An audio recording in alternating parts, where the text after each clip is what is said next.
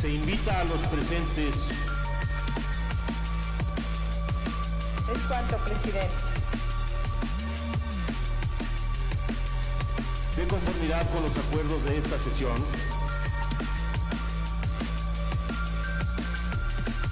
Cierres al sistema electrónico. Con el permiso de la presidencia, compañeras y compañeros legisladores. Al Partido del Trabajo le enorgullece y lo motiva a participar en la conmemoración de la promulgación de nuestra ley fundamental y recordar en esta fecha al notable Congreso Constituyente de Querétaro, integrado por mexicanos de excepción, a los que tocó coincidir en una etapa de gran trascendencia para el futuro de la nación.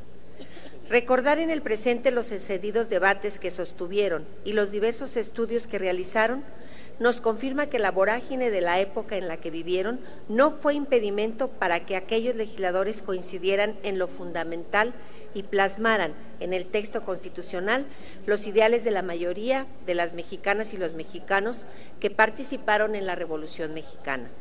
Por ello es tan importante evocar hoy a esa pléyade de mexicanos que tuvieron la sensibilidad y la capacidad de sintetizar los afanes históricos y las luchas de los mexicanos en la Carta Magna, porque su trabajo nos ilustra respecto a la manera de cómo afrontaron los enormes retos que el país enfrentaba para atender los complejos problemas que vivimos en la actualidad. El maestro emérito de la UNAM, Mario de la Cueva, decía que el poder reformador de la Constitución debe detenerse ante los principios que contribuyen a la alteración del estilo de vida política del pueblo. Y en las difíciles circunstancias en las que nos encontramos, vale la pena reflexionar si el denominado constituyente permanente durante la presente legislatura no afectó precisamente los principios fundamentales del pueblo mexicano que contenía la Constitución original, aquellos que por décadas le dieron certidumbre, continuidad y esperanza a la sociedad. Es una realidad que las principales reformas enviadas por el Ejecutivo, la fiscal, energética, educativa, laboral, de telecomunicaciones, no han dado los resultados y los efectos deseados.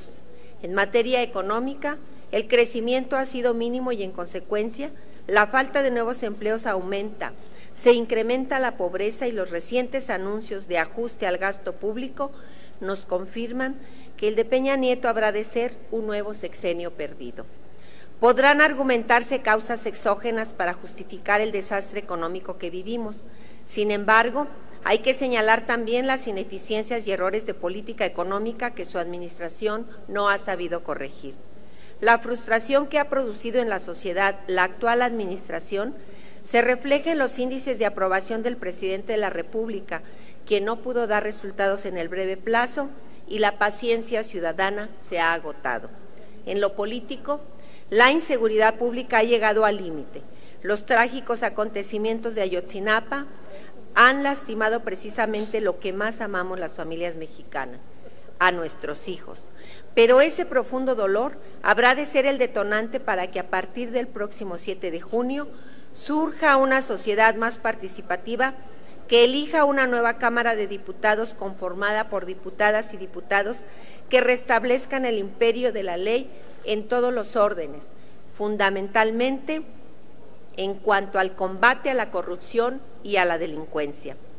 Sin embargo, será fundamental que la sociedad esté alerta para que en la próxima contienda electoral se destierren las viejas prácticas antidemocráticas que mantuvieron en el poder por más de 30 años al dictador Porfirio Díaz y que por más de 70 impidieron la alternancia en el siglo pasado.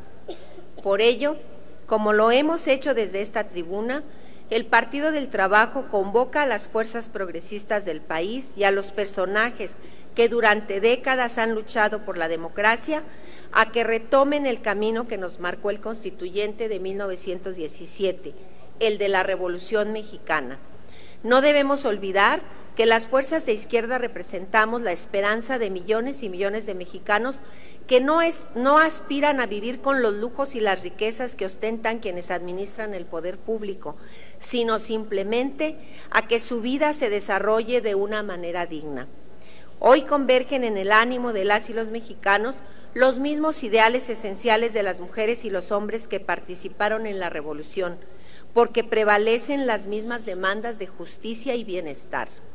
El Partido del Trabajo es una fuerza política respetada que continuará alzando su voz para ser escuchada, inclusive con mayor vehemencia, porque tenemos la calidad moral para ello, ya que a lo largo de la presente legislatura hemos hecho frente a todas las reformas contrarrevolucionarias que el presidente Peña Nieto, su partido y sus aliados han impuesto por mayoría aritmética, mas no por mayoría de razón, y que han acentuado las desigualdades y reducido las oportunidades de equidad para los que pocos tienen. Apenas el año pasado, y el Diario de los Debates da cuenta de ello, en esta misma fecha conmemorativa hicimos un llamado a propiciar una cultura de la legalidad y señalábamos que no podía tolerarse el que se siguiera haciendo negocios al amparo del poder público. Hoy, tristemente, confirmamos que esa práctica reprobable continúa vigente. Por ello nos parece cínico el exhorto del secretario de Hacienda que nos conmina a legislar contra el conflicto de intereses, cuando los principios de honradez y la honorabilidad de un servidor público no se da por decreto, se inculca desde el hogar.